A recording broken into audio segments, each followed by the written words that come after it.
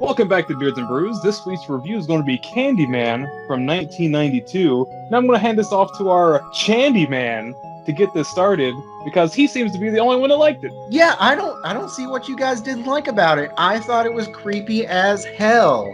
Now, okay, it wasn't awful. Like, I wasn't, like, disturbed by its fucking terribleness or anything. It was just so blasé, run-of-the-mills 90s horror movie. Yeah, like, this is a phenomenal film. The first time I saw it when I was a tiny kid, scared the fuck out of me. Yeah, let me tell you, I saw this movie way earlier than I should have. Yeah. Oh, I thought you were going somewhere with that. Me too. I was like, okay, No. there's a point here. No, I just wanted to throw that in the middle of what you were saying, Brady. No, I got you. I did the same thing. I grew up watching horror films, and for me, this one was fucking scary. I remember this being so scary, and then, it's on the list, and I was like, holy shit, Candyman, that's great. I got the wife, I got the kid, we all sat down with some popcorn. I even turned the lights out and just had on like a little light so I could take my notes to it. And 20 minutes in, I'm like, this is some fucking ass. Why was I afraid of this? Now, to Eric's point, there's nothing super horrible about this movie. There's no special effects that look terrible. Everything still looks good. The acting is, I can't even really say modern. Serviceable. That's what I use for something that's not bad but not exceptional. Just, it works. It is what it is. Y'all better not be talking shit on my girl, Virginia Madsen. Oh, Helen? Yeah. Virginia Madsen she's putting in work, but it just doesn't work. Like, the fucking smoking ad that is this movie. I mean, it's like everything she does doesn't really matter because nothing really culminates to anything at the end of the movie. Like, there's no arc in this movie. What are you It's talking just like, about? There's no fucking arc. Things happen and then the movie ends. Like, there's no reason for anything, really. It's just like, it's like any other, like, horror trope where, like, oh, you shouldn't go there. She goes there. Oh, shit, she's in trouble. Fuck. No.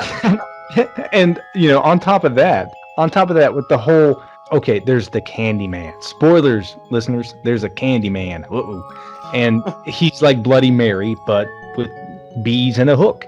So he shows up and he's killing people, and then she keeps waking up covered in blood with a weapon at the scene of the crime, and you go, okay, is this a horror movie where there is an actual boogeyman, or is this a psychological thriller where she is in fact mentally unstable and acting these fantasies? And so you go, oh man, maybe this is something I missed as a kid, but no, it's not. Well, see, this was a movie that I missed as a kid, because, like, pretty sure both of you met my sister. She's a huge horror nerd. I fucking missed this one somehow. I don't fucking know. But I thought exactly that. Like, okay, this is some kind of, like, schizophrenia, some kind of something really interesting in there. And then the movie just ends with the boogeyman or Candyman burning to death. Spoilers. And I'm just like, there's nothing here. Yeah, and he's like flesh and blood at the end of the film. Flesh and blood. Yeah. The kids bring his fucking hook to old girl's funeral, spoilers, and throw it on the fucking thing, and then she comes back with her horrible, absolutely horrible bald head makeup. I mean, I didn't expect her to be that fucking trash, to be honest. She looked like Flang. She was burned. She's very badly burned. I'm not dead. Okay, Chandler, I know we're pooping on it, but it's not like I think it was honestly, one of the worst movies I've seen. It's just, to me, as horror has evolved, this didn't go with it. I didn't feel anything like I did with the Hereditary. Well, this was like 20 years before Hereditary. Okay, but if we want to rewind 20 that... years or 30 years before that and talk about the Changeling. Changeling was way more effective. Now, I'm not... In the right context, we probably need to put this into, like, that late 80s, early 90s. Like, what was this? Well, like, that's what its contemporaries. Well, that's what I called it. It seemed like a very just run-of-the-mill 90s horror movie. Like, just before, like, Wes Craven tore it all down to rebuild it again, like, this is exactly what it feels like. This feels like it was made in the same film stock as, like, a Hellraiser movie. Well, this is a Clive Barker film. He wrote it. So there's a reason that it feels like Hellraiser. Well, but the thing is, like, Hellraiser, even though I have the complaint of, like, Pinhead and the Cenobites could have not been in that movie at all, and it would still been the same movie. I feel like this movie. What? Okay, like I'm gonna get back to you on that Hellraiser point because that's fucked up. Look, it's fucking true. Think about it. They don't show up until the very end. That's what I'm saying. I'm not saying that's bad either. I'm just saying there's just like I'm just poking holes and shit. Don't worry about it. On the idea of Candyman, the whole Clive Barker thing you're talking about, Eric, and I completely agree. I just think that Hellraiser, even with the Cenobites, Pinhead and all that, number one, wow, are they visually astounding to look at. Tony Todd looks cool when he finally gets to unveil himself and all of his gory horror goodness. But at the same time, you just can kind of chuckle at the image that's presented to you because... Can you? Yes, but they ruined the reveal by giving you the fake Candyman. They try to do that bait and switch or whatever. Yeah. See, no, I think that is like, if you are just watching it for the first time, you're starting to think when he is revealed, that fake Candyman, you're like, oh, is this motherfucker like, is this what we're, is she about to get gutted right here, or how's she gonna get away? That kind of thing. But the thing is, Candyman as a character in this movie, though he looks cool, Tony Todd does a great job with what he does. He's just not menacing. I think that's the biggest thing, at least for me, because this entire movie, like we mentioned earlier, it plays with the note that this could all be like some psychological nonsense in her head, that this is all made up. So by the time you find out that he's actually like some 100 or 200-year-old guy that's been hanging out in the ghetto for who the fuck knows how long, it's all for naught.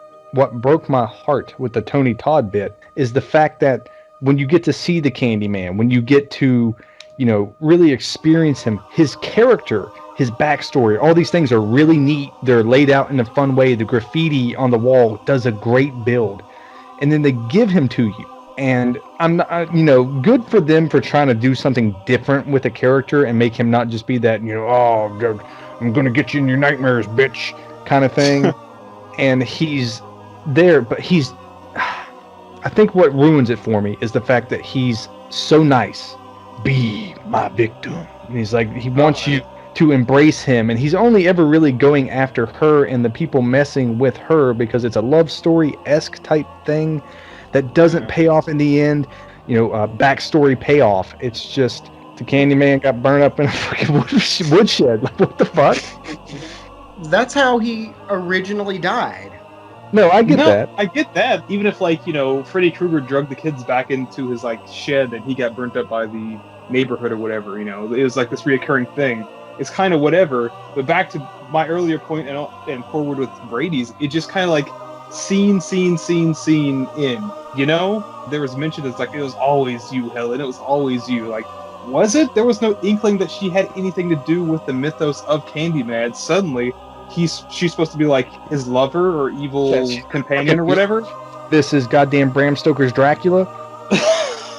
I mean, yeah, that's the idea. There's nothing there though. There's nothing for you to sink your teeth into to be like. There's no story of Helen. There was no, oh, Helen, look, there's a mural that kind of looked like you or anything to allude to that. It was just suddenly, guess what? Yeah, that was part of the reveal at the end. That was part of the, You thought that was an aha moment? Yeah. I thought that was the credits. It felt too stretched. Like, give me the Candyman, give me his backstory, give me why he's doing these things. I get it. He wants to live on forever, just like with Freddy Krueger's aspect, that he has to have that story. People have to, fear him for him to exist. And that's why he offers her the immortality kind of thing, like, we'll live on forever in the story of bathroom stalls covered in shit. I was like, what the fuck is going on? Yeah. That's not immortality. We'll get into this. We'll start a little shtick here, but before we go, I just want to say, I feel like if he was a little less tangible, a little bit more not mysterious, but Helen's not the victim, so everybody that he kind of just murks, I'm just kind of whatever. Oh, he killed the fucking psychiatrist. I don't fucking care. He looked like a pedophile. He kind of did look like a pedophile, but it's the conflict is always between Candyman and Helen. Everyone else is just a bystander. You're right. Which kind of takes away more of the mythos again, because Candyman's not supposed to hurt anybody. Like, Freddy Krueger can't get you unless you're sleeping and you're a teenager. So Candyman shows up whenever this chick says Candyman and kills someone for her. It was never like, hey, if you say Candyman 5 times in the mirror, this dude will murk someone for you. It should be like Candyman all the fucking time. So, like, you're saying that it was her thing all along to get her, like, I guess friends or whatever say Candyman a bunch of times just so he can kill people just to stay alive? I don't even know necessarily that Candyman is like saying Candyman 5 times in the mirror or whatever. I don't know that that's necessarily even something that has to be done, but it's like, it's almost like, I don't know, rubbing a lamp to get the genie to come out. Like, if you do it, it'll be there. I just don't see the connection between getting Helen to be his, I want to say bride, just for lack of a better term. His victim. Be my victim. But he's had so many victims. Like, what makes her so special? She just has big titties? No, because because she looks like, or is the embodiment of the farmer's daughter that he fell in love with from the story in the very beginning. Oh, okay. So, where the fuck in the movie was that mentioned? Right at the very beginning and at the very end. That's so fucking that's so thin. That's so like thread whatever. Like I get that I missed that bit, but understanding it now doesn't do anything for me. I don't know.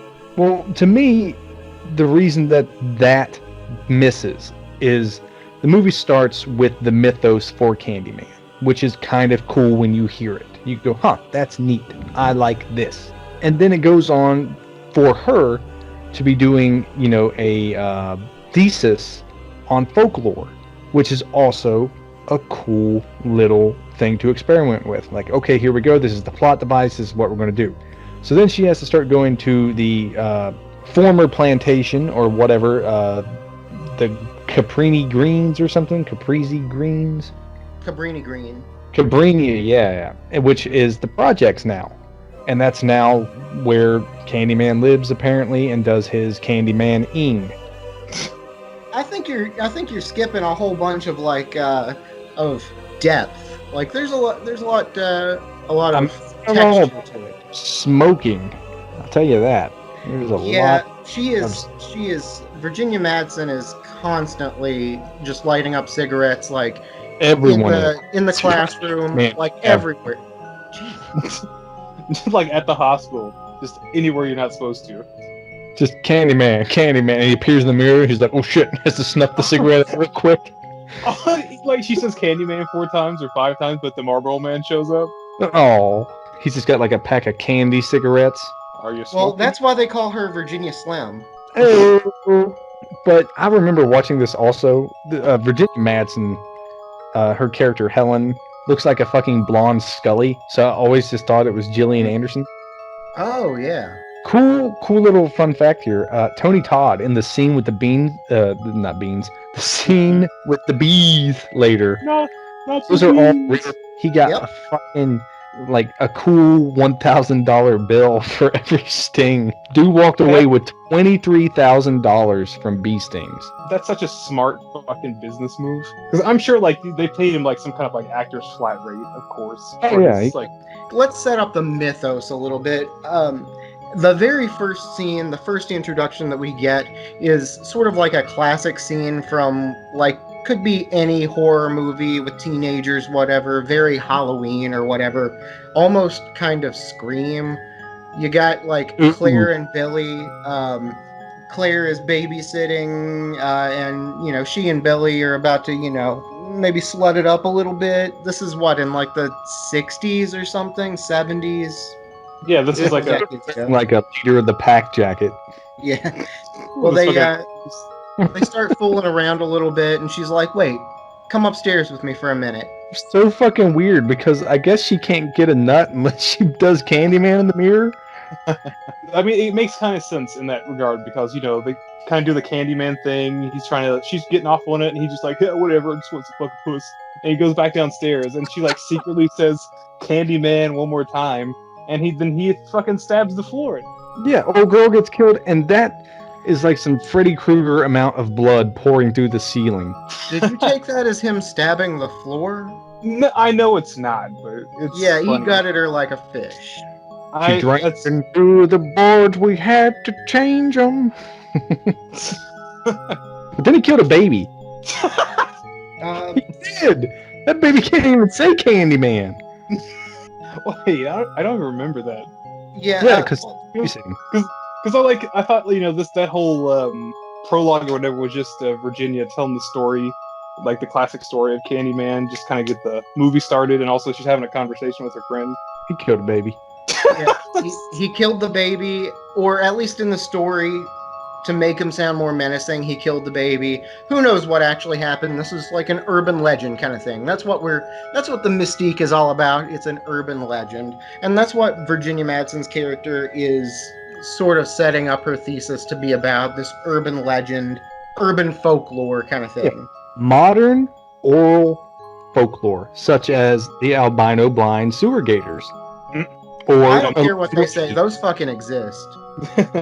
I mean, we get that information from her husband that works as like a college professor. Yeah. Like he's doing his like little his Lecture. curriculum. Yeah, Professor cheats a lot.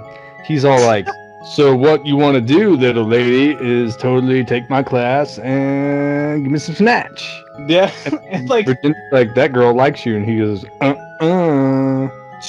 basically she had two compasses on her chest, both pointing north. And then when she's trying to leave, she's fucking evil eyeing the wife, and he's like staring at her ass, and Virginia Madsen's like, are you fucking her? He's like, baby, are you crazy? No, he's like, well, maybe she's in love with me. Yeah. He wasn't like a grimy kind of guy. He's just like that middle-aged fella who's probably been married forever, and he's just like fucking whoring himself out for giving kids better stuff, and he's getting desperate. Yeah. He's like, baby, I've only got a few more years of this dick working right. I'm gonna slam it in that poop hole one way or the other. You can't say poop hole. But the next thing we know, Virginia, I'm just going to call her Virginia Madsen. Yeah, she doesn't need a character name. Oh yeah, Helen, whatever. Helen. Yeah, she's talking with her, like, custodian friend or whatever. Kitty and Henrietta. Sure. Talking about Candyman, how he lives over in the projects, everybody's scared of him, that kind of thing. Just like, this is a real dude then. And then they get like super in depth into how Ruthie Jean got gutted. Oh yeah, Ruthie Jean. Somebody came through her walls and again gutted her like a fish. Somebody called 911 and they didn't come. Because it's the projects, and this movie touches on social injustice and things like that. It's an underlying theme that is kind of cool to see a movie get around to again, but at the same time, it has nothing done with it. Literally nothing done with it. Yeah. No.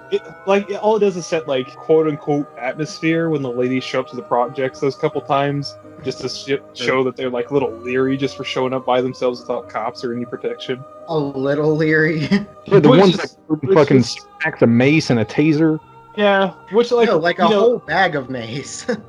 Not even in a canister, just a bag of it. Just of it, just throwing it. But she starts doing some research. She goes through the microfiche at the library, finds that there's been 21 brutal murders. All gutted like a microfiche. Yeah. Starts talking to her friend about Carini Green. What's her friend's name? Bernadette. Bernadette. Yeah. She starts talking with Bernadette about Carini Green, who Bernadette is an African-American woman. She says she won't even drive through there. Heard a kid got shot last week. It's a rough place. And then, was it either her or Helen says, well, a kid gets shot every day? Like, something, super fucked up, just all... Yeah, very dismissive. Again, it's supposed to show you that, we have one character of African-American persuasion who is staying up on the social injustices, and the other one who is just, she's a white character, and she lives a better life, or, a less involved life in that situation, and she kind of brushes it off, like, it happens every week, no big deal. Right. Yeah, it kind of adds to the whole thing, it just didn't work, because you have one person who's very grounded, very well knowledgeable about, the differences in, regular suburban America, then you have this dipshit jumping into holes looking for Candyman. Yeah. what are you doing? We're going to go to the projects alone, female, dressed extremely wealthy, break into an apartment, and crawl through a wall. Check. Yeah.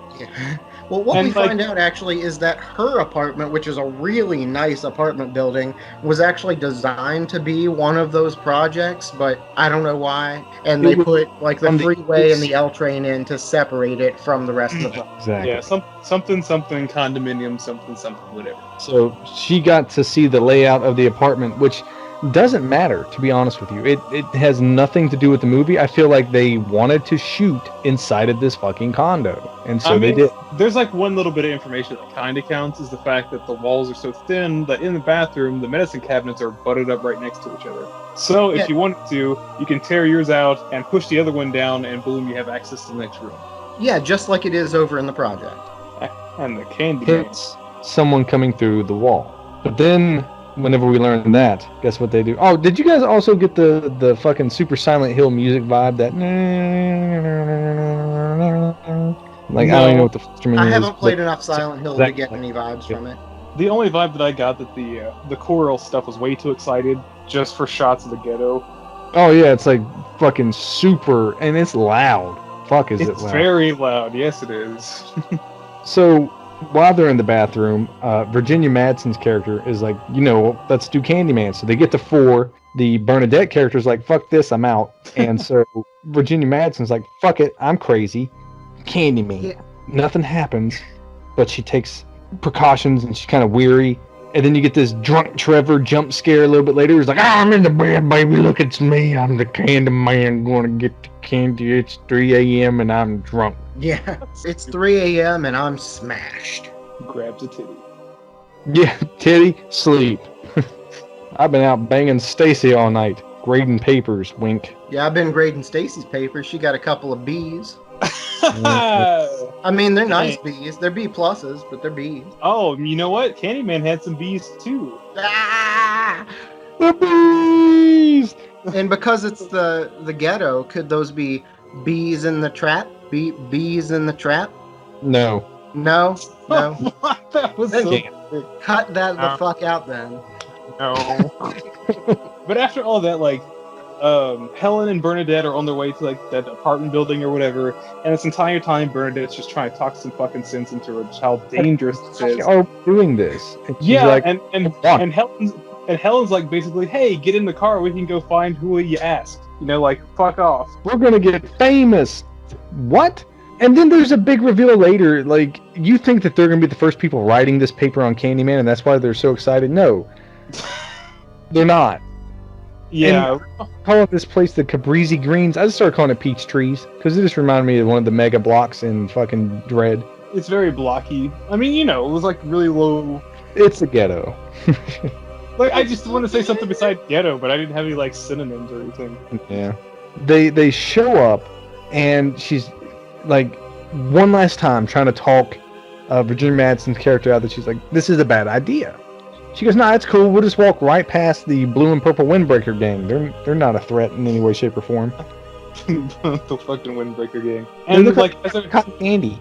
I mean, it was a little silly and definitely like a little like run of the mill, but it does kind of set the mood. Like she's trying to like get into this building, and they're clearly not welcomed whatsoever. And this was kind of like her last little inkling to be like, hey, this is a bad idea. The only reason that they end up making it to their destination in the projects is because everyone thinks that it's too weird that these 2 well-dressed women would pull up and just start roaming around. They're like, no, fuck this. You guys are the cops. Look like 5-0 to me. Y'all can't go up there. Y'all look like 5-0. Hey, yo, about 5-0 about to come up. I like that's like his way of just like, alerting everybody, just shouting up the stairwell. Yeah. So they go up, they start exploring around, they find the apartment. And this is where things start getting real weird, because number one, this is a fucking crime scene. And so they go into the bathroom, and Bernadette's character just sits down while Virginia Madsen crawls through this fucking hole in the wall. But she sits down and she's waving around a light. There's clearly dried blood, feces, and gore all over the fucking room, and she's just chilling in it. Yeah, I mean, even the bathroom that Helen crawled through, that was like the ground zero of the crime scene, and the bathtub was still full of just like shit. Yeah. And she completely bypassed it and just like whatever, and just like hurdles herself through the wall into another room, also covered in shit.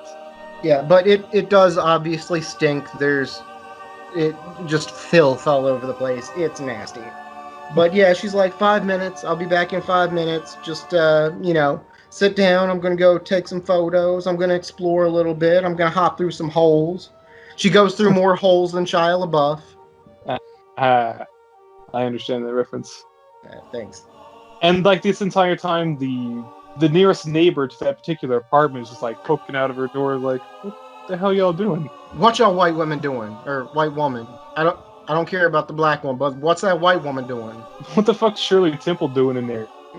But this is so weird because she's taken all these pictures and there's some really fucking cool Candyman graffiti. They find like a shrine to the Candyman with fresh candy with like razors and shit in. So who is visiting this shrine? Well, she does have like a little bit of a theory, which was kind of cool, I guess.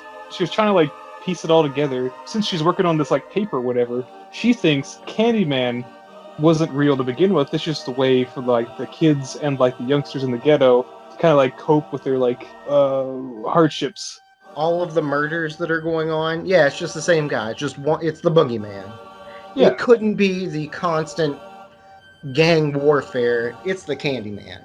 Yeah, it's almost like, just an easy way just to write it off. Like, it's Yeah, not complicated, it's just the Candyman. So, right. It was just the Candyman.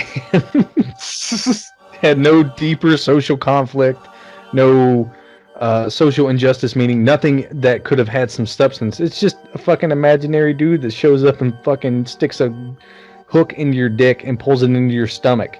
I'll cut you from groin to gullet. What, man? I said your name. Like, shouldn't you be helping out these underprivileged children? Yeah, Isn't it the story that you were a wealthy African American man in this horrid time where life was hard for you? So why would you show up and slaughter the people who were still being oppressed? With like a lot of movies like this, the punishment hardly ever matched the crime.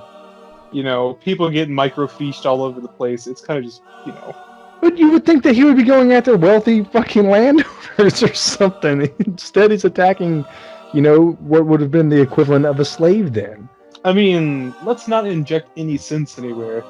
Yeah, I guess. See, to me, though, that's where rewatching kind of tore it apart for me. There were so many ways for them to fit so much more into this movie. And then you kind of got to look at the fact that it is a Clive Barker film. And there can be a side meaning, like fetishism and things like that can be addressed.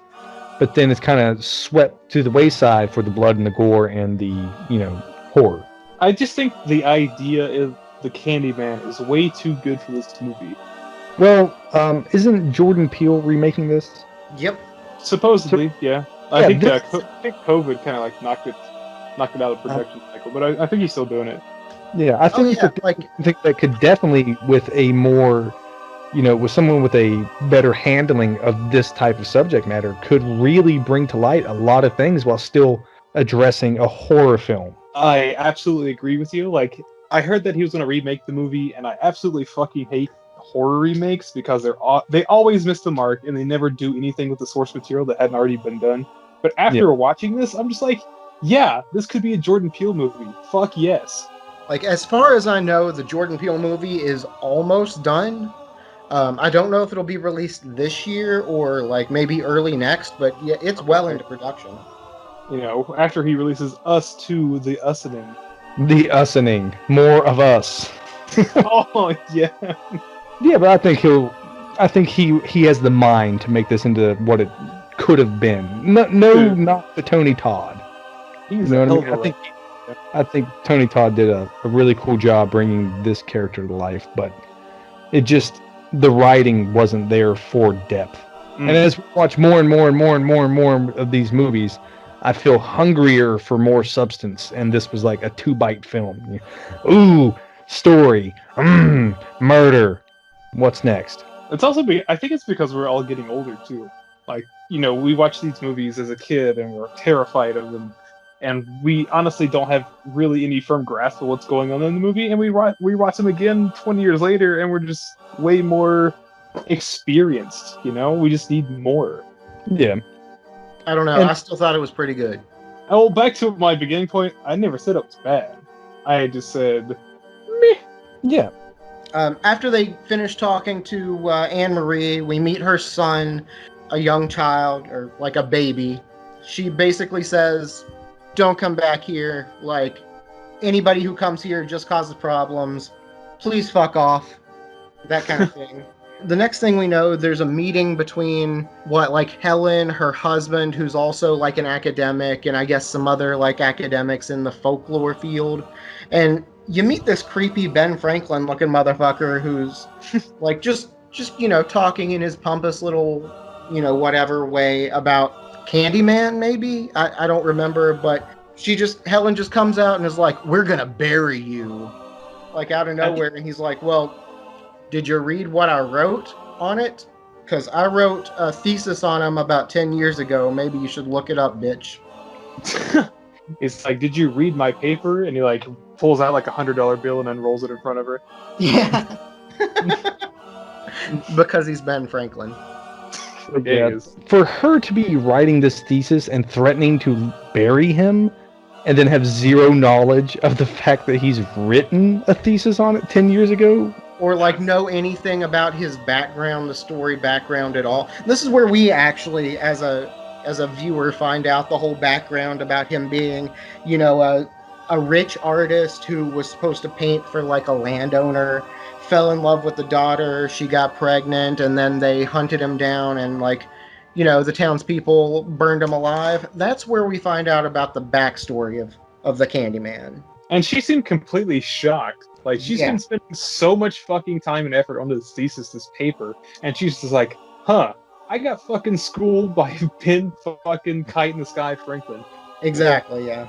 But that's such a weird scene, because this is clearly a friend of theirs, like someone that they know. Yeah, her husband was even like shooting her some looks just like, hun, what the fuck? Yeah, I always just assumed they were all like, teachers, or like not teachers, but like professors at the same university or whatever, academics. Yeah, they're all colleagues, Just because he teaches there we gym doesn't make him any less. Because if you think about it, it's such a weird topic for her to pick anyways, considering her husband's teaching it. Their friend has already written a thesis on it, and now her and her friend are trying to write a thesis on it 10 years later to become famous enough to quote-unquote bury him. Yeah, like, what is her deal? Like, I understand, like, she wants to be famous. That's barely touched upon, but, like, there's nothing in the movie to tell me what's driving this other than that she's fucking mad. Maybe it's just something she's interested in, but not interested enough to do any fucking research on. Maybe if she writes this great paper, my husband will stop fucking all his students. Doubt it. Nope. He's got tenure. Yeah. But yeah, the townspeople sawed off his hand. I guess he replaced it with a hook, and then they covered him in honey so that an apiary full of bees would swarm him and kill him while they burned his body to death. That's the story. That's his backstory. Like, the way you said that just makes it sound so arbitrary. Like, got him. What should we do? Cut off his hand. Yeah, cut off his hand. Now what? Put a hook in it. Yeah, put a hook in it. What? I don't know that they put the hook in it. I think that was just like an added addition later so that he would have something to gut people with. I don't know. Yeah, but pleasure gutting you, boy. Oh, man. But you know what we're going to do? We're going to smear honey all over him, because that's what you do. It just turned really sensual really fast. And that's such a waste. I mean, think about how expensive honey is today. Yeah. And especially back then. 200 years ago? That would have been worth a lot of money just to smear on some guy.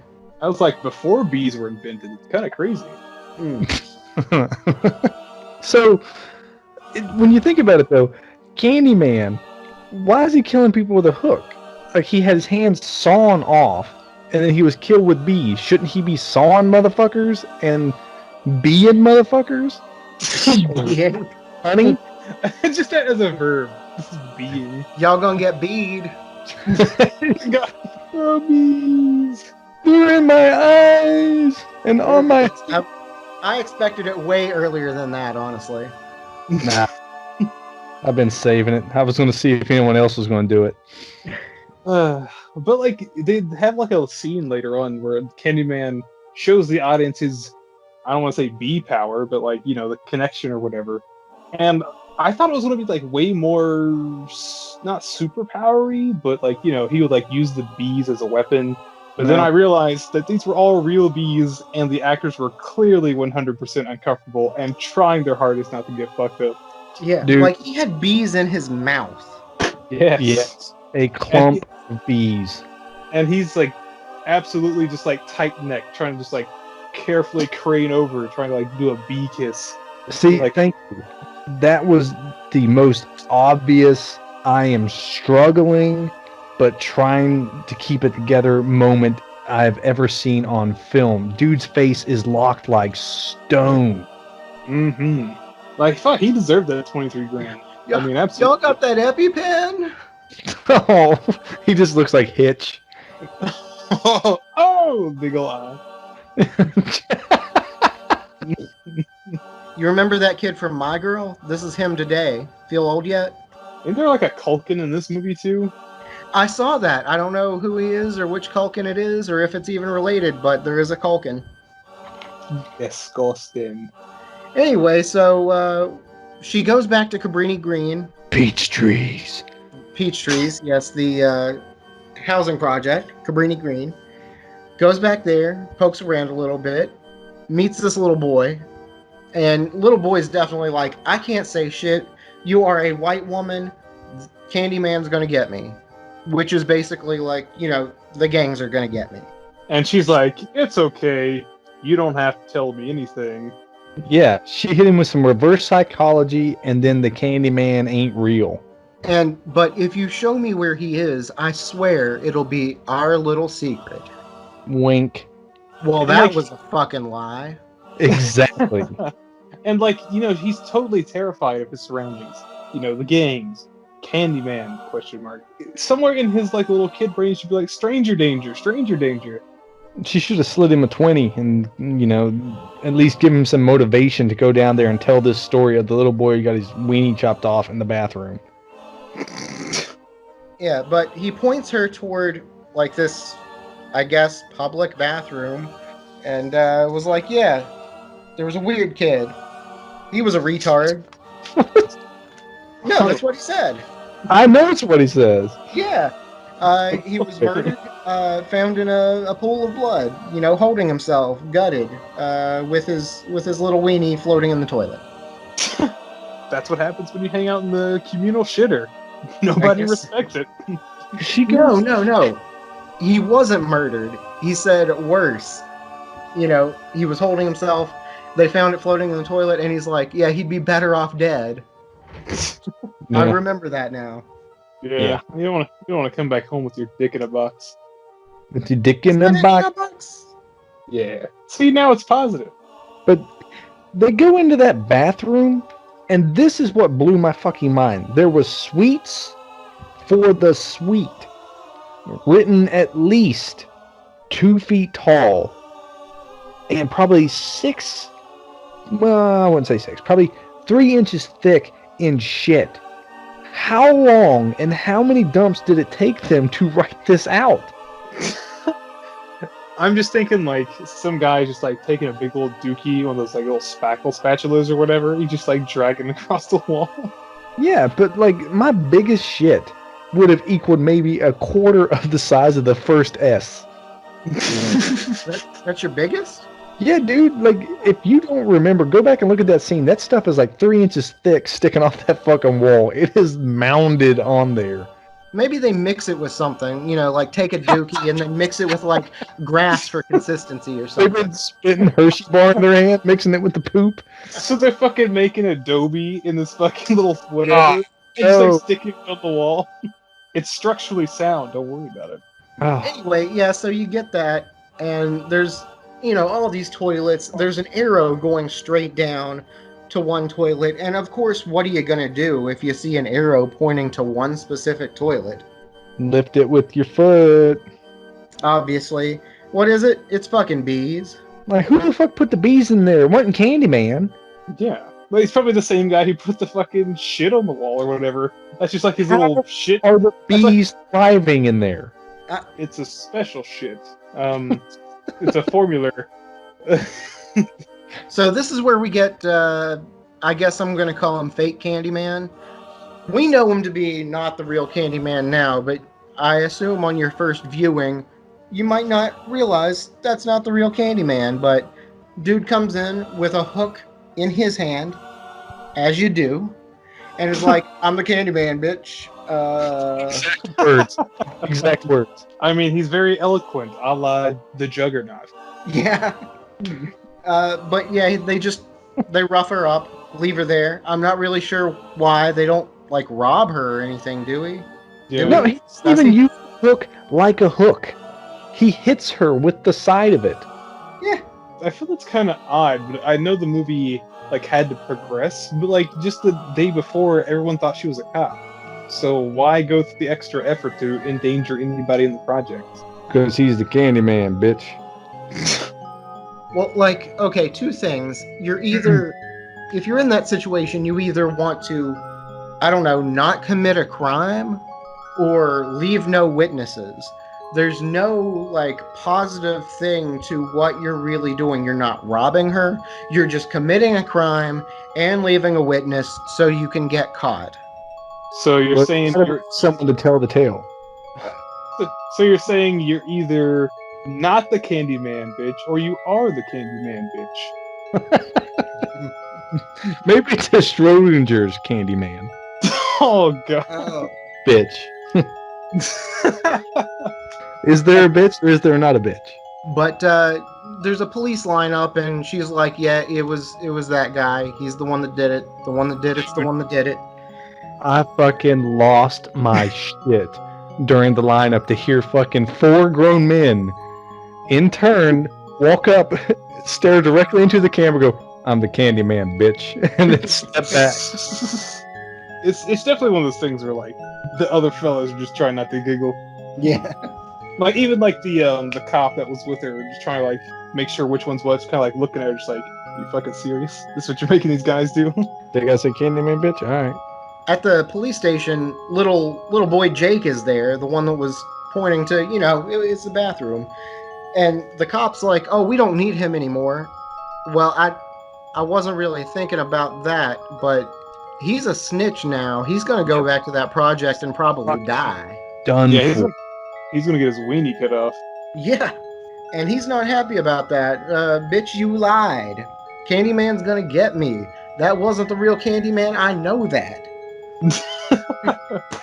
Then he's Do I like, look stupid? I'm 8. I'm not dumb. I'm not a retard. God, I hope my neighbors can't hear me. they're gonna fucking step the wall like the Candyman and be like, "You can't say that! Apologize on social media." Oh no, boots down the door, vegan police, get on the ground. It's milk and Like- eggs, bitch. Even Helen just like, bends down, just like, "It's okay, man. I played you. Have a good one." Yeah, she don't get no fucks, and she Yeah, bounces there's no out. consolation. And Whatever. That fucking shiner that she got. It was pretty gross. She looked like a fucking alien. Like it was kind of like swollen shut, but like looked like an oval. But she heals like Wolverine. What? Because it like Yeah, cuts no, the she's healed up in like a day. spine.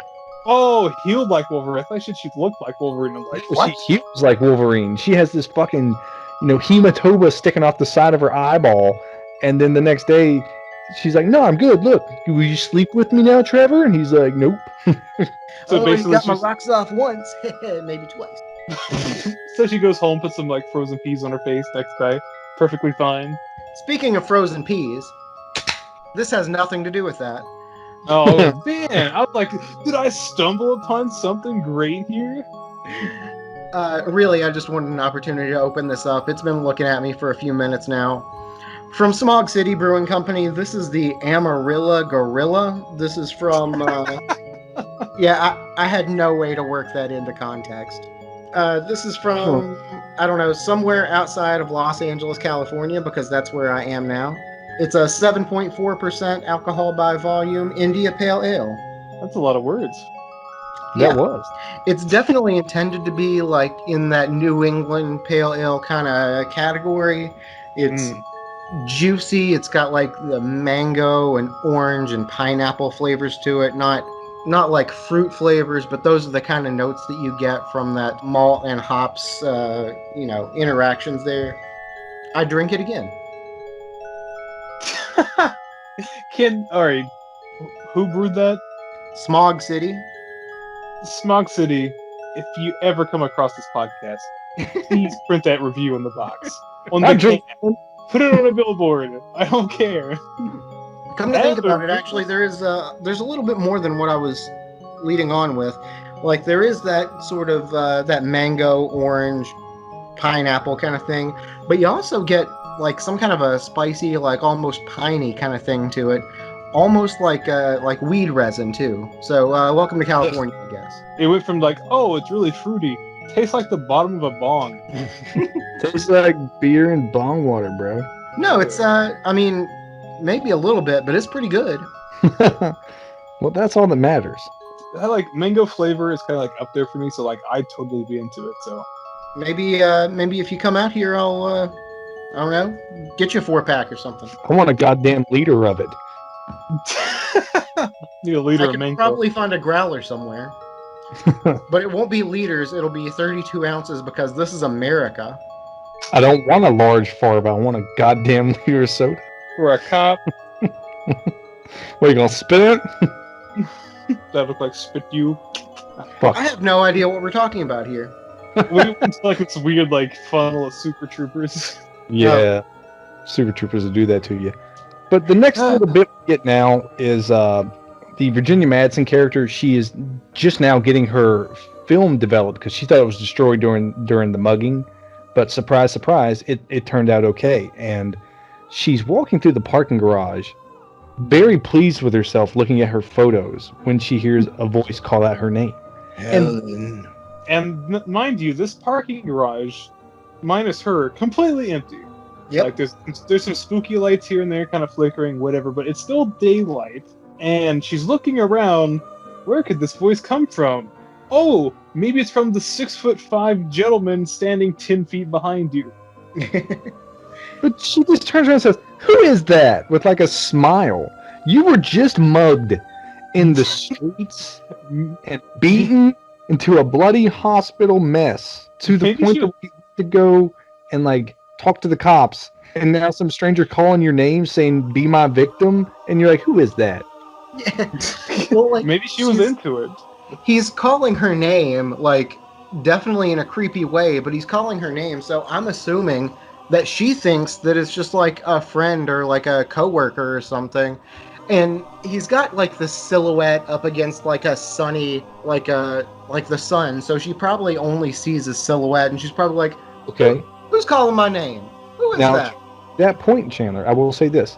The silhouette of Tony Todd standing against the sun in the parking garage still looks almost identical to the silhouette of the man who beat the shit out of her. It is Absolutely. a tall man of, a little bit larger than average build, wearing a trench coat with a deep voice. And it should be even more alarming to her that guy didn't say bitch.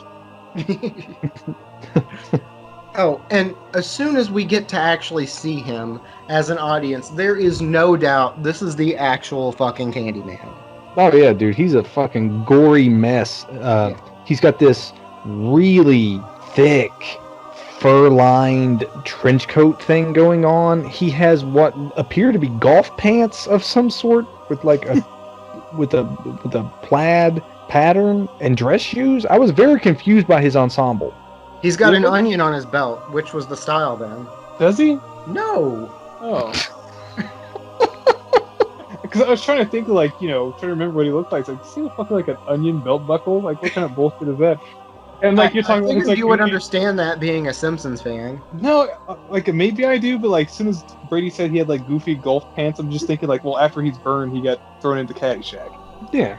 And another bit of that though that's really confusing is, like a classic horror movie, he's got, one hand behind his back, much the way that the other fake Candyman unveiled his hook. He unveils his hook in the same way, except for this time it's attached to a bloody stump. And she's still just standing there looking at him going, huh? Who are you? I think what we get for, like, Helen goes through this, like, it's not hypnosis, but Like, we see it a couple of other times in the movie where she kind of blacks out because of him. Yes. She kind of blood nuts. Like, she goes into this euphoria and wakes up and just in a pile of fucking... Yeah. Okay. You doubted me, now be my victim. Which... But did she doubt him? Did she doubt him at all? Yeah, she told, what's his name? The kid, Candyman's not real. That's because she was an asshole. She just wanted something from him. Yeah, but how many people have said Candyman's not real? Her fucking husband did it. Ben Franklin did it. Everyone was saying he's not real, and Candyman's not murdering them. Well, 2 out of 3 ain't bad. God damn if you ain't right. But she wakes up after this, hypnosis type thing that, you were referencing. And she is literally fucking doused in blood, and there is screaming. And she is holding a meat cleaver? Yeah. And this is where you immediately start assuming, okay, he gets a hold of you mentally, and you go do terrible things. I'm not assuming anyone at that point. Assuming anything at that point. I am questioning a lot of things. Okay, so did he carry her there and throw her in the bathroom? Was like, chill here while I murder the baby? Murder the dog. Fuck that dog. Think about this, though. This is something that was confusing to me. Candyman uses his hook. This dog's head was cut clean. She was holding a bloody cleaver covered in the blood. Like, so did she go kill the fucking dog? And also, why is that lady leaving her fucking infant child at home to be babysat by a Rottweiler? That's a good question. I hadn't thought about that before. This is clearly infant. Yeah, for sure. This is a baby. And she has like a wardrobe of like a, God, what would you call that? Not a custodian. The people who clean. She's like a housekeeper. Yeah, housekeeper. So she's clearly gone for hours at a time. And this child is laying in a crib being babysat by a fucking Rottweiler. I mean, give it all the shit you want, that dog can make a mean bologna sandwich. So what I'm saying is, did Candyman come in and chop this dog's head off with his good hand and the cleaver, or did she do it? That's a damn good question. Like, that harkens back to my idea earlier. Like, this is the point of the movie where I thought that there was no Candyman physically, that was just her going the fuck crazy. Because she wakes up in a bunch of, like, bloody goop, she looks at everything, she's like, wow, this is a fucking party. And she stumbles around the apartment, and then, like, she sees this clearly crazed woman when she finds that, like, her baby's gone and her dog's been beheaded. And what she tries to do to calm the situation, fucking stabs her. Yeah. I think at that point it's just like, oh, you think that I did this, and you are attacking me. I've got to survive this situation somehow, so get off me, bitch! She fucking cleavers her in the arm, and it makes, like, the weirdest noises, like, just all meaty. And then as soon as she stabs her with the cleaver, the police bust in the door. I find that kind of odd, too, because, like, previously in the movie, like, the cops never come here.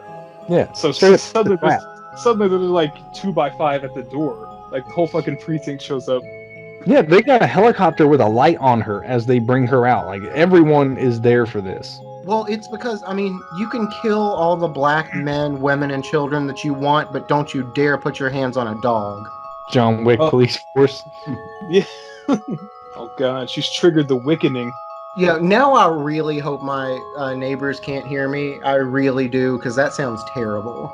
This is also like where the movie starts to get real fucking weird. Maybe they were going one way with it and then decided to go another, because she gets arrested, she gets read her rights, and then we're treated like this really uncomfortable, completely unnecessary tease while she's doused in bloody gel. Unnecessary? I'm not saying I don't like to see a tit, but I mean, I'll tell you, as an 8-year-old, this was far from unnecessary. Like, I understand, but, like, it would cut from her, then, like, the lunch lady police officer, then, like, yes, like then, the Grunchable from Matilda. Yeah, so she's just covered in this bloody, well, it's blood, probably. Covered in dog blood. Yeah. They don't let her shower off or anything before all of this. It's just like, All right, lift up your titty, lift up your other titty. That's so that's perfectly true. Like she's even begging to take a shower, and that fucking lunch lady's like, "Take it off." Would you like to talk to your lawyer? No, let me call my husband. And where is Trevor, huh? It's We 3 don't- a.m. in the morning. Maybe he is home and asleep, but maybe he's fucking Stacy. 100%. Dropping the D so she can earn that A. But this is so weird because she gets out. They bail her out. And he's like, babe, what happened? Well, I blacked out and woke up, covered in blood. And he's like, stabbed someone. Yeah, I'm in danger. And she's so calm with it that she's fucking at home taking a bath, like a chill bath. Mhm. And then she fucking cracks open a beer. She's like, psh, just like you did a minute ago. Just psh, pops one open. She's like, fuck it. I should have waited until that. I should have waited until she lit yet another cigarette and opened up her 1992 Budweiser. Yeah. And then she starts going through her slides. And I started laughing here too. Like, it's one of those, for us, we had them during school. I don't know if they still use them today, but it's one of those slide projectors where you just click and it, rotates and projects. So she's doing that and she starts turning things and zooming in and focusing. And all I think was, Enhance. Yeah. enhance. And it's complete bullshit. Like, There. it's complete bullshit incredibly too. bullshit. Like she zooms in on this like fucking like little blob, cuts to her face sinking, cuts back, and suddenly that blob is Tony Todd. Like, what kind of fucking hunt for Sasquatch bullshit is this? For real. Just, you're just out there like, woo, squatching.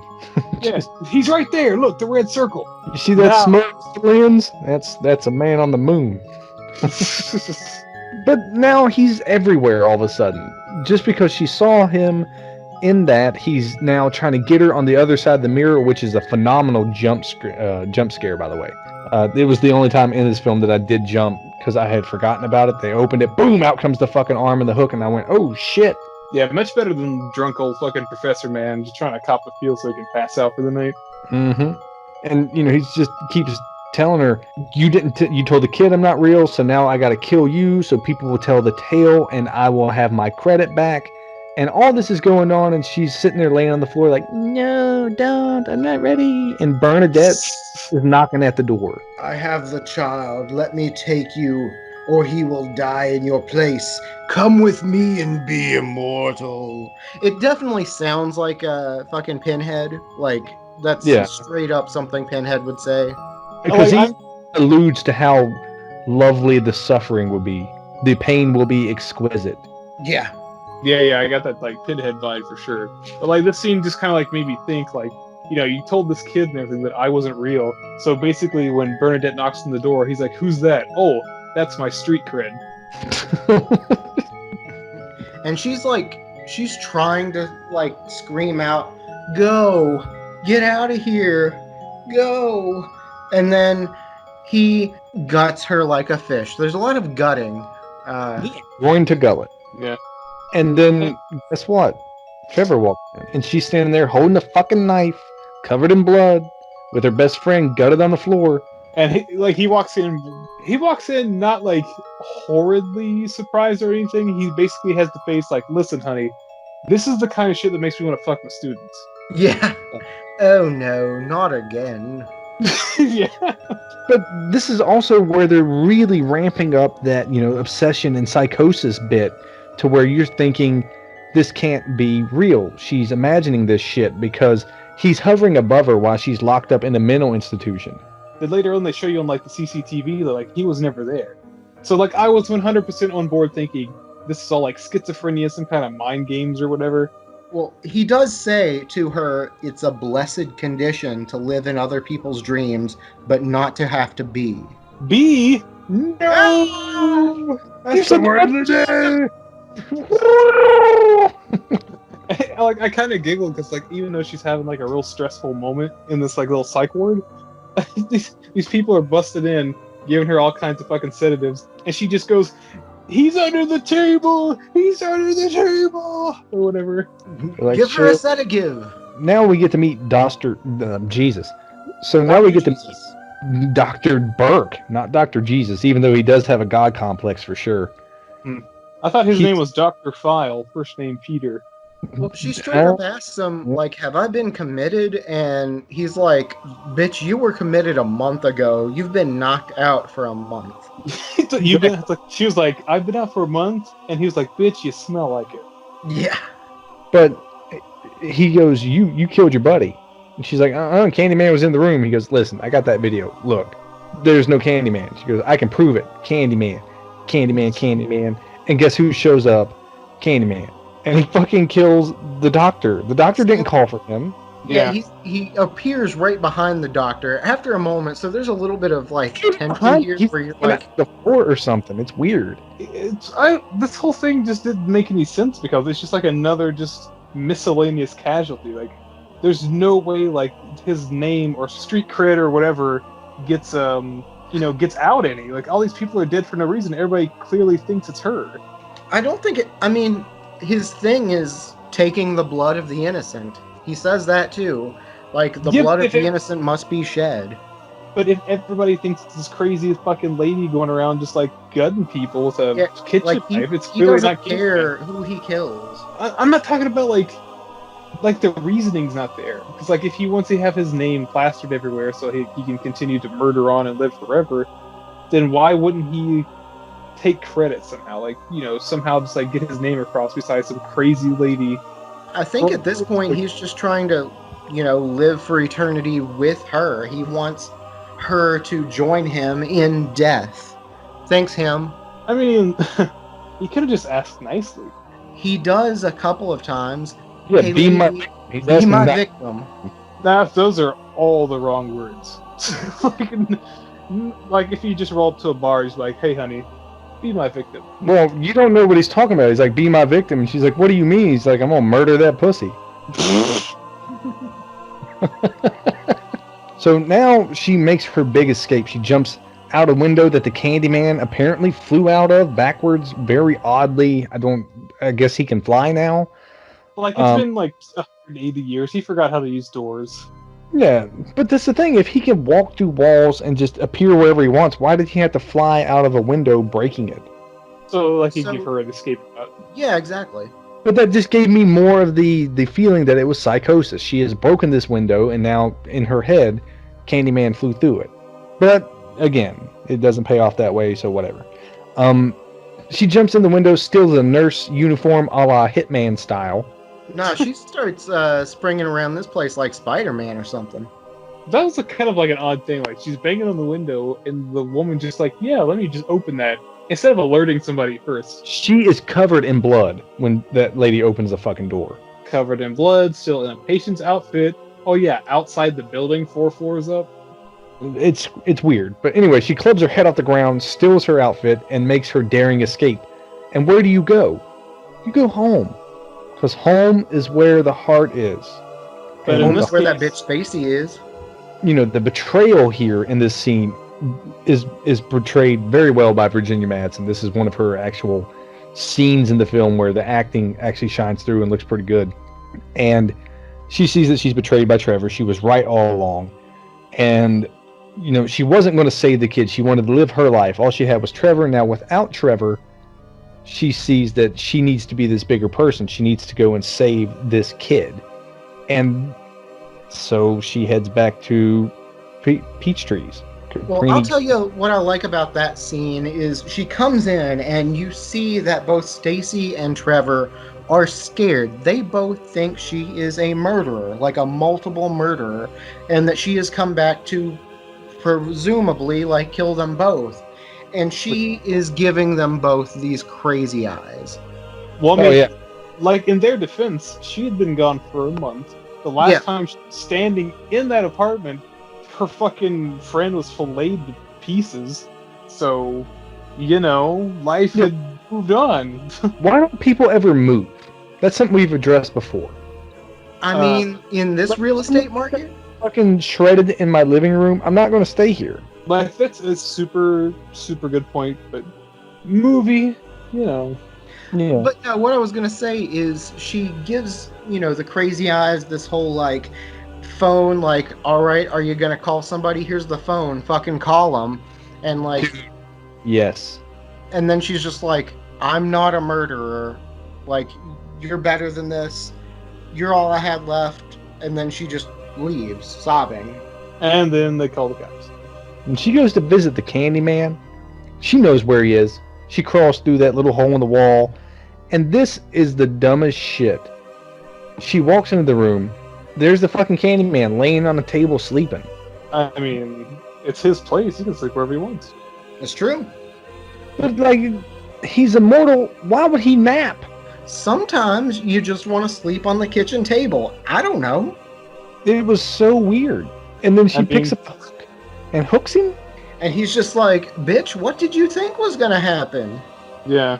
It's like, I'm used to it. Sometimes I forget which hand to wipe with. Oh, no. But then there's like this back and forth where she's trying to save the child, and you think that he's, going to give her the child. And it almost comes off as this like, kind of blow off by the Candyman. She's like, I'm scared, Candyman. And he's like, psh, we're going to live on forever on these bathroom stalls. And he says that. The pain, I assure you, will be exquisite. Wouldst thou like to live deliciously? The password is penis. Yes. And then she pukes bees on her face. Oh my god. Yeah, this is really kind of the climax, the apex of this movie, like from here on out. I guess. Yeah, Like, now to it's me- a Wicker Man in a junkyard. Yeah, like, But he's got her. He lays her down on this table, I guess that is. Starts running the hook up her skirt in this grossly seductive kind of way. it's kind of like that tree branch from the Evil Dead. Just, yeah. Oh, like she's gonna need a tetanus shot after this. Well, I mean, Huh. I'm pretty sure she's gonna die, so, whatever. I mean, we don't know that. She's probably gonna. Classic, female hero. She'll survive. But yeah, then he totally makes out with her with bees in his mouth. She's like, give me some of that sugar, and he's like, all I got's honey. Oh. But then she wakes up and she can hear the baby crying somehow. No one else hears this. She can hear it fucking 10 stories up. Yeah. And the baby's crying and she goes, oh, Candyman has apparently spared me after kissing me full of bees. I must now run down into this bonfire that isn't lit yet and save the baby. And this whole entire setup for like the ending is so somewhat bizarre. Like, Very bizarre.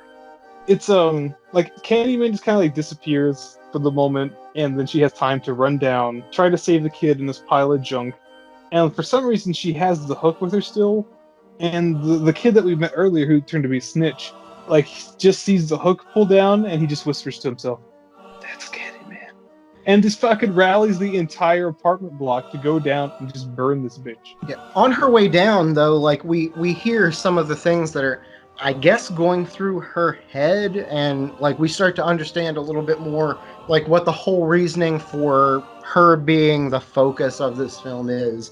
We hear, "It was always you, Helen," and we see the graffiti on the wall, like the murals on the wall that have like Candyman with this blonde-looking woman that vaguely looks like Helen. Very Yeah. vague. And that's, to me, when we were arguing earlier, it feels like this whole bit is just tacked on. It's unneeded. So now she's down in this pit. The entire project block has rallied to defeat the Candyman. Inside, Helen and the Candyman are having a showdown for her to save the baby. Yeah, she like crawls in this giant, just like garbage pit. It's like wood and mattresses and just like everything the housing project had that could burn. I guess they've assembled into what I guess they're gonna have like a bonfire or something. I don't know. Yeah, I don't think they explained that any. Like, they showed it previously, just so I guess it wouldn't feel weird to it just appear at the end. I don't know. Maybe it's like a fall kind of thing, or I assume it's the fall. They're wearing coats. I don't know. Just like a celebration kind of thing. We're gonna have a bonfire. It's because it's Chicago and it's windy. I don't know.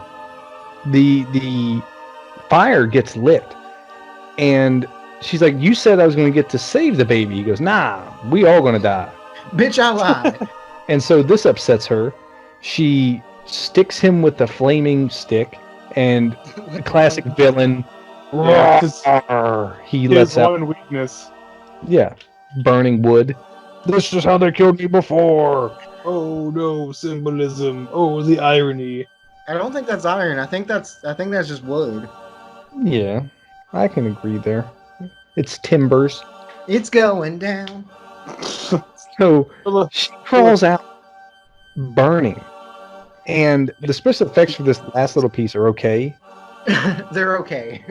They're okay. Yeah, They're she's okay caught on because- fire, crawling out of this bonfire with the baby in her hands, and it's just like, I saved the baby, and everyone's just like, oh my god, the baby, and doesn't give a single fuck about her. Now she is having a funeral, and the only people there are Trevor, fucking so awkward that he brings Stacy.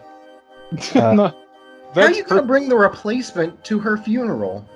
What else is she gonna do? She can't fucking paint for shit. That Professor Cocksucker, I broke her in and he nabbed her. Somebody called cops. Fucking me, man. But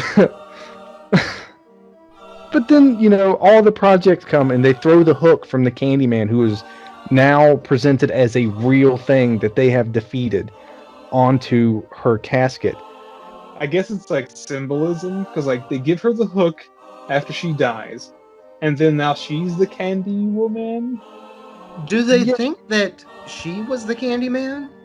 You wouldn't take the Candyman his hook. No, see, little Jake saw the Candyman's body burning, and he was hard staring at it like, there's the Candyman, she saved the baby. So I think it was like a semi-redemption arc for her, maybe? I don't know. They And- should just pitch that shit in the river like Jumanji. Yeah. Yeah. Fuck that. Get it out of here. But this is where, to me, it gets real fucking bad. There's the end of the movie. Now we got another 7-8 minutes of just unnecessary film to show us with Trevor and stupid. Stacy. Stacy's got the high beams all the way on. That shirt is see-through. There is no shirt. Like, why? Ain't it all? But yeah, like Captain cheats a lot and Sergeant Pokies, they're just like trying to live around their like new life or whatever. But you know, the guy's just like, ooh, like he's like crying like Nick Cage in Vampire's Kiss. Oh man. Handed, I love you. He misses his wife because she could cook, and that's really the only thing that he misses about her. That is- Whatever. Just This whatever. new bitch needs help making a salad. What am I gonna do with that? And she's crying in the mirror saying fucking old girl's name. Yeah, it says Helen Oh, eventually 5 times. Yeah, but that's not fucking scary at all. Candyman has a ring to it. I'm not gonna Yeah. be like, Helen, oh, fuck, Hunt, oh. Just all the Helen show up. Which one you calling for? Not the Oh, I murder. hope it's Helen Mirren. You got me there. So she shows up, and whatever this burn tissue is supposed to be on her head looks so fucking bad. I think You it's know- just where her Oh. hair has like burnt down to the root or whatever. I think it's just like an inside-out bouncy ball they just like slapped on her bald head. It looks so bad. It looks gross. I don't know that it looks bad as far as like prosthetics goes. It looks gross.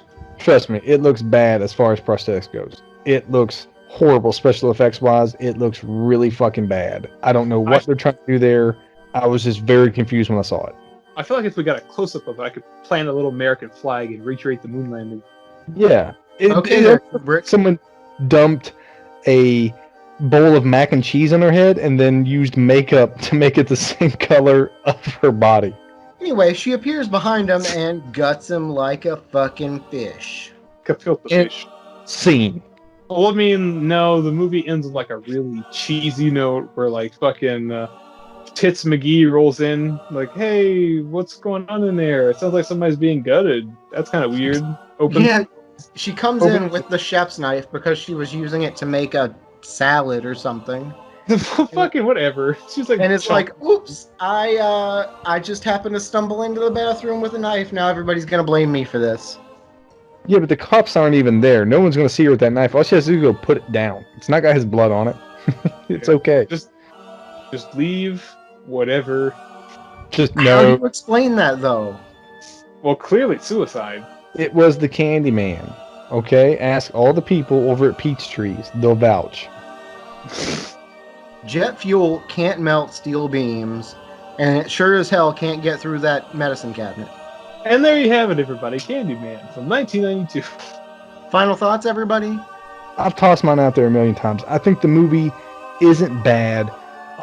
It definitely, for me anyways, didn't hold up on that horror end that I felt as a younger child, with the just shock factor of it. I think that in the right hands, this remake could be phenomenal. I think that even this original one has a lot of real good stuff in it that just didn't get the proper treatment. I've got to agree. Like, this movie kind of lacks charm. There's some good ideas, but it's written kind of thinly. Like, there's no depth or anything, and I feel like the movie doesn't have like an overlying arc to it. So it just feels very flat, no matter how cool Mr. Todd is as Candyman. As you probably expect, I really liked it. I think it does a good job of building tension a lot throughout the film. There are a lot of scenes that are visually appealing, like the bees, the graffiti. There's a lot of just like gritty elements that just make you feel a little bit gross and a little bit uneasy about what's going on. And there is some lore there that I find a little bit interesting. I mean, it's not a perfect horror movie, but very few horror movies are. I still think it's pretty good for what it is. If you have any strong feelings about the cast or the movie itself, leave them in the comments below. Make sure you hit that like and subscribe button. Be sure to hit that little bell icon too, so you know next time we've got another one of these brewing. Get up there and follow us on all of our different social medias. We get that Instagram, Facebook, Twitter, and a Reddit. Got a wonderful administrator constantly pumping out new content for you guys. If you don't check it out, then maybe you just have to say Beards and Brews 5 times in the mirror and Chandler will show up and stick a can in your butt. Candyman. Candyman. Candyman.